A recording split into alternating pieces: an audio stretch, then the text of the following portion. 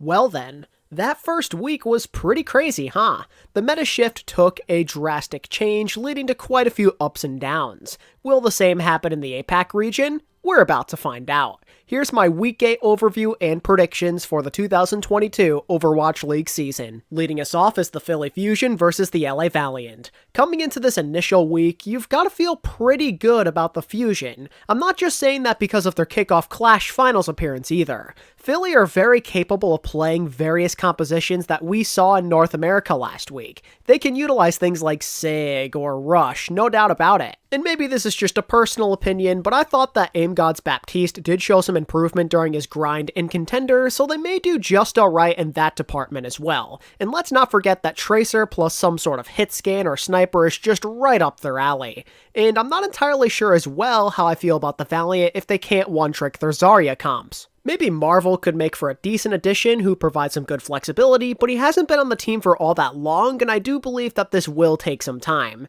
The Valiant just aren't proven enough on other compositions for me to trust in the upset, so I have the Fusion taking the series 3-1. They feel more trustworthy with the idea of drastic changes on the horizon. And look out for MN3, by the way. His Sojourn, if he plays it, might be disgusting. Chengdu Hunters versus Seoul Dynasty. My curiosity is peaking. How does Seoul deal with less Winston comps, and did Chengdu end up opting into Ball and Sombra comps? Maybe this game ends up being pretty interesting, as Chengdu might be more in their element this stage. I would not be surprised if this ends up being fun. However, my pride is going to be 3-1 in favor of Seoul. Chengdu might have more comfort picks available to them, but I'm not exactly sure if it does them any good. I really just have not liked the way Ball or Sombra have looked in composition so far. It just seems like they're still difficult to find value with. You can, and if you have the right coordination, it's really good, but it's a big what if, and Chengdu, I just don't know if they're there right now. Oh, and if that wasn't enough, the Hunters likely can't get that innovative with their DPS choice. They can't run Sojourn and Tracer at the same time because neither hero plays up to Jingmu's strengths. I mean, you could run him on Echo, but he's not great in that role either.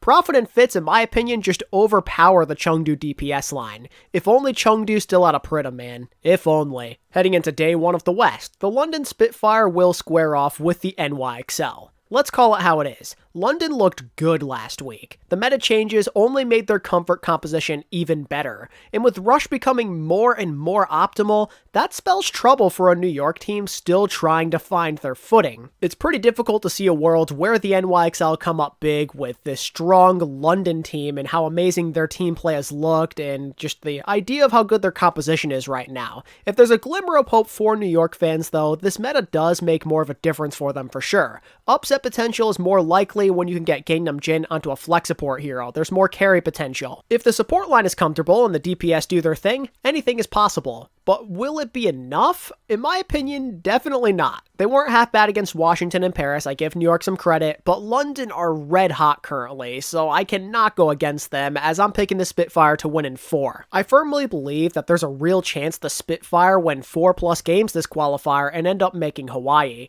They just seem like they're getting better and better with every single day, and New York are still a bit too sporadic for my liking, so relatively easy choice here. Next is the Dallas Fuel versus the Florida Mayhem. The combination of a drastic meta change and a tough schedule in that first week led to some brutal struggles for the Fuel. And let me tell ya, being unsure of yourself is dangerous against a dark horse competitor like Florida.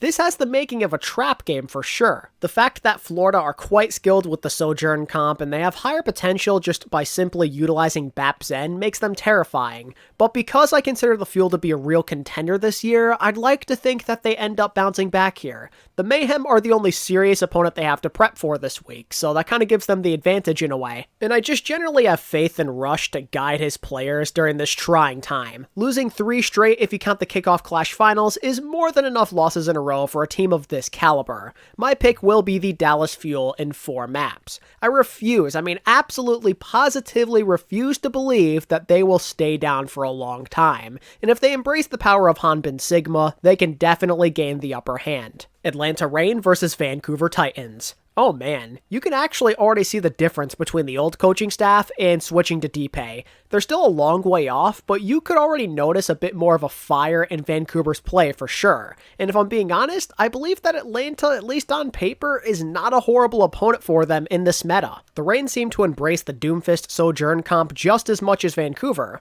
which means we could end up seeing a mirror match in this scenario, which means the Titans maybe have a chance. There's a few problems though, and I think they're pretty obvious. For one, Atlanta are way more experienced on these Doomfist comps. It's been their bread and butter this entire year, and for the Titans it's only been a few weeks, you'd have to imagine. And as a team that's generally superior, it's hard for the Titans to get away with a lot versus Atlanta. But that's not all. Ultraviolet and Kai looked so darn good last week, and I doubt the Titans will have an answer for these two, so I gotta give this to the Reign in a quick sweep.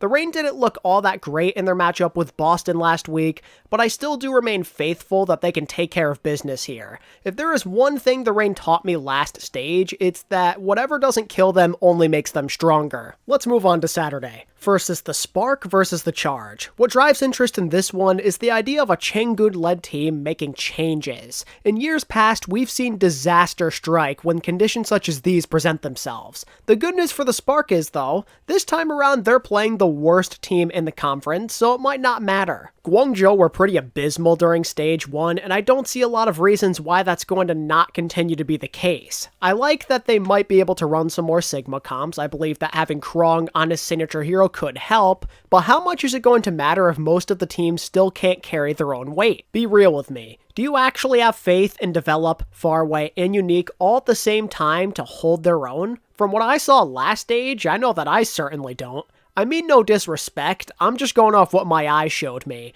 Shy in particular could be in for a massive day, so I like the Hangzhou Spark in a quick sweep. The Spark have enough to keep the big charge playmakers under wraps, and if Bernard gets proper support, I believe he'll do pretty well against Krong in any sort of Sigma mirror. And while Choice A1 is a deadly tracer, I believe that Alpha Yi does have what it takes to contain him. The Charge are a long way off from being trustworthy, I mean that's all there really is to it here. In match 2, you've got the Shanghai Dragons versus the Seoul Dynasty. This is one of the biggest rivalries in League history. You better believe that this is a key match of the week. Seoul have proven that they can win against the Dragons, but how will they do knowing that there's less comfort picks available to them? Less Ana and Winston at the same time? Yeah, that could be problematic. If we go the route of Sig, Bap, and Zen, you kinda have to prefer the Dragons. Izayaki is a more proven playmaker on things outside of Ana compared to Creative, and we simply have not seen enough of Smurf on Sigma yet. Seoul might be the kickoff Clash champs, but this is a brand new stage. There is no way of telling if they're still the best. And with how consistent the Dragons have been the last few years, I think I still feel more comfortable going with them in this situation,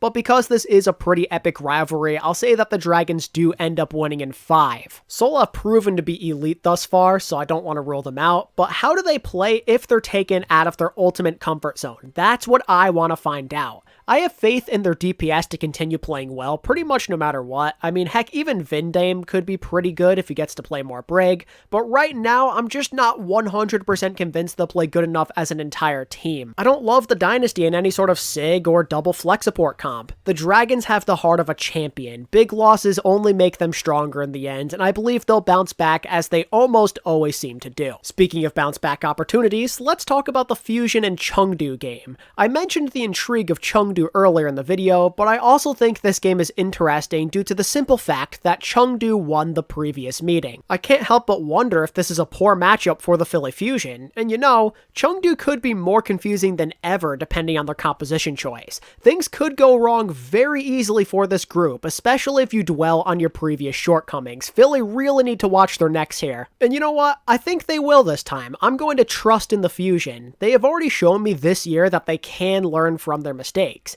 They did it against the Spark, who were genuinely better than Chengdu last stage. This Fusion team seems to learn rather fast. They're young, hungry, and motivated. So I shall be picking the Fusion in a 3-2 series, as I'm still skeptical of Chengdu. I have concerns over how they handle the meta change, and who knows if Ball and Sombra end up providing the solutions they need. Too much of the burden could be shouldered on specific playmakers still, rather than the whole team, which is ultimately why I do believe Chengdu falls short. Heading back into North America, we start with Washington and Toronto. I don't think anyone will think about this game all that hard, as the Justice output a relatively solid Week 7 performance, while their opposition seemed to have a poor grasp of the meta. Toronto still haven't fully let go of their dive comps, as well as Sombra of all things. The Defiant seem to be slow to adapt to things, and they're doing it in a non-optimal way, and if I'm being honest with you, I still don't feel that great about their chances even if they change up their strategy. They simply do not have a counter for Decay's Tracer, or Happy, who is looking like one of the best Sojourn players in the entire league. I was also a big fan of their seamless swaps between Mag and Kalios depending on the map type. I think I've got to go with the Justice in a 3-1 effort. They're clearly the more stable team, both internally and when it comes to flexibility.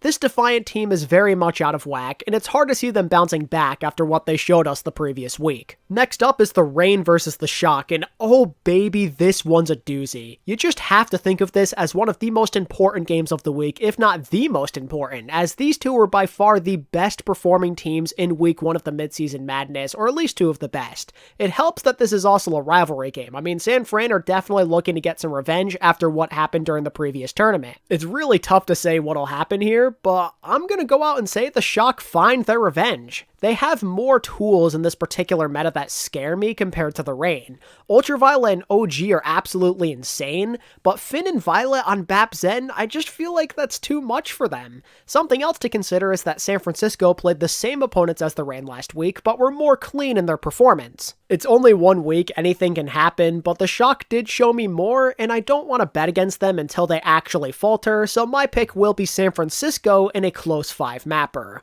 I do not love the Reign in a double flex support Sigma mirror match, but they have other tools to make it close at least. Kai just looks absolutely unstoppable on that Sojourn, and Venom, he might do a lot better than people think in the Tracer duel against Proper. And if the Reign can make the Shock crack using their Doomfist comps, this seriously might be a 50-50 match despite my opinions of the Shock having the advantage. If they can get this Shock team to lose their way just like in the tournament, they might walk away with this victory for sure. But this Shock team is improved to me, and they seriously might be more confident than ever. With everything in sync and playing at maximum confidence, the Revenge Tour should be pressing onward. Up next is the Fuel and the Vancouver Titans. While we all have a lot of questions about the Fuel's well-being, I don't really think any of us are overly concerned here. Meta struggles or not, Dallas are at a way higher level competitively. This Titans team has access to some good comfort picks, and they actually did show some brief shining moments last week, but their team synergy is just not at that same level as Dallas. No matter how bad Dallas struggle with Doom comps and the general meta transition, they just have that superior synergy and talent to stay in control, so I'm gonna pick the Fuel in 4. Part of me thinks they're randomly going to drop a map just because, but I'd like to think that they do make the necessary adjustments to win. They're a well-coached group, so this one goes to them. Your first match of Sunday will be the Charge and the Valiant. A serious revenge opportunity has arrived for the Valiant. They have improved a lot since the previous meeting, and most people would agree that they just look better. But this is a brand new game. The meta has changed, and it might just work more in the favor of Guangzhou. The Valiant are not invincible, so a serious meta shakeup could completely screw them over. But just based on things like competitive nature and cohesion as a team, I think you still have to favor the Valiant, and I'll say they win in 5. Not only have they been the better team so far, but you have to think about some of their pieces. I know it's a little scary being without the Zarya, but Marvel can play the Sigma and the Doomfist to make up for it. And now that the Valiant have signed Molly, they can comfortably run a really solid backline, as both Lanksa and Molly have previous synergy with one another. The more you think about it, the more you realize that the odds are stacked against the Charge here, so I don't think they win this game. They might keep it close, but no W for them. The Shanghai Dragons versus the Hangzhou Spark. Let me reiterate my previous points. Changgun-led teams and new metas are a coin flip, and the Dragon should be sitting pretty in this meta if everything goes according to plan. In some aspects, the Spark match up well here. Their DPS line should look just as good as Shanghai's in this meta, if not a little better depending on how Fleta does, but the Dragons, in my opinion, boast the clear advantage in a lot of other places. For one, Void should be a more impactful Sigma player, and 2, Shanghai will be sitting pretty with their support line. Because he's a rookie and is a bit less proven, I don't know how Irony does with less Ana, and just the fact that the Dragons can play double flex support or some kind of combo with Brig at a very high level gives me a lot of faith in them to get this done. So my pick will be the Shanghai Dragons in a 3-1 win.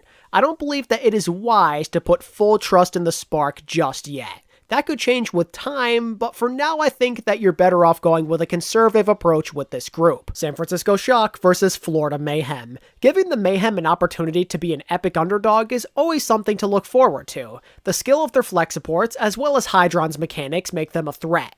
The problem is, the Shock are absolutely terrifying in their current state, and after what I saw last week, I would not want to be in the shoes of the Mayhem. The fact that Kaluj and Proper both get to play their signature characters, and you have Violet and Finn playing double flex support is not fair at all. Being within their comfort zones means they'll only have more confidence, and only the best of the best should be able to compete with the Shock this stage. As much as I love this Florida team, they're not where they need to be. The Shock should be winning this in a 3-0. I mean, the Mayhem just aren't ready. Last week showed us their execution could use some improvement, and generally they just get overwhelmed by San Francisco's crazy firepower. This should be an easy dub for a team that is getting harder and harder to defeat. Now for my third and final key match of the week, between the Houston Outlaws and the LA Gladiators. On the surface, LA are probably the team that you should prefer, but when you really dig deep based on the current meta, we could be looking at an upset here, folks. The Outlaws match up pretty decently in this type of meta. Doomfist comps are their absolute favorites to run, and they happen to be pretty decent as it currently stands. And just to sweeten the deal for them,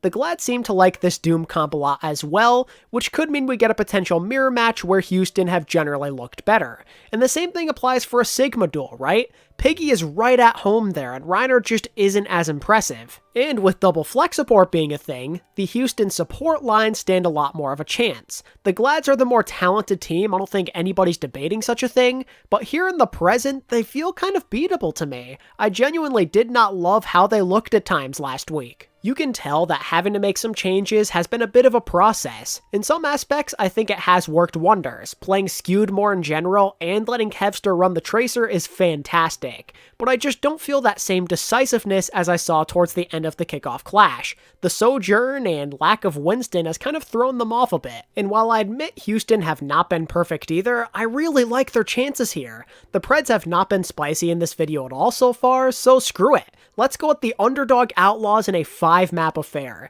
This meta works up to a lot of their best characteristics. My bold prediction of the day is going to be that Merritt has a massive day on the Sojourn, as him, Dante, Pelican, and Piggy lead the way to victory. And I mean, the Glads were somewhat shaky last week. Now's the time to be bold with them, I feel. Am I likely going to regret this pick? Oh yeah, definitely, but let's die on this hill. Why not let it fly? Houston are overdue for a big win, so why not now? And last but certainly not least is the Paris Eternal versus the Boston Uprising. I don't really know what to think here. I believe that both sides showed hints of promise in the previous week while still looking fairly inconsistent, so this one to me is a 50-50. You can't really favor any single team. One might argue that Boston should be favored since they almost beat Atlanta last week, but the Eternal in return did a decent job against the Glads and got a win last week. And matchup-wise, it's also pretty close. So this time around, I think, is when you gotta just go with your gut. And for me, my gut is telling me that it's a 3-2 in favor of the Paris Eternal. Here's my general breakdown of why I favor them. For one, Paris should be playing with more confidence now that they finally have a win under their belts, and the roster situation is finally settled down as well. Second of all, their DPS players were a lot more inspiring last week. Dove and Wub, say that 10 times fast, were a killer combo, and I just do not feel the same way about Victoria and Valentine. I especially believe that Paris grabs the edge in the Sojourn department, and with how powerful that character currently is, this is a big deal. Thirdly, the Paris support line genuinely might be in a better place. You'd think that Crimzo and MCD in a double flex support meta would be tough to stop, but my man Khan was fragging on Zen last week. My fourth and final reason is that I simply like the Eternals' composition choices more. Some of Boston's choices last week were strange, and I question their general comfort in the new meta as a result. And generally, Boston just don't hold a lot of the cards to me. But because these two are around the same level, and Boston tend to be pretty random, I still feel like this somehow ends up being close. Paris should win, but I'm not going to hold my breath. Anyway, that just about covers my general thought process and preview heading into Week 8. I cannot wait to witness some APAC action again and for some more Sojourn gameplay. But what do you guys think? Will the games be good this week? What does APAC have in store for us? Tell me down in the comments below, and don't forget to like and subscribe if you're new around here. And as always, thank you all so much for watching my content. I appreciate you all so much, and until next time, this is ATP, signing out. Peace.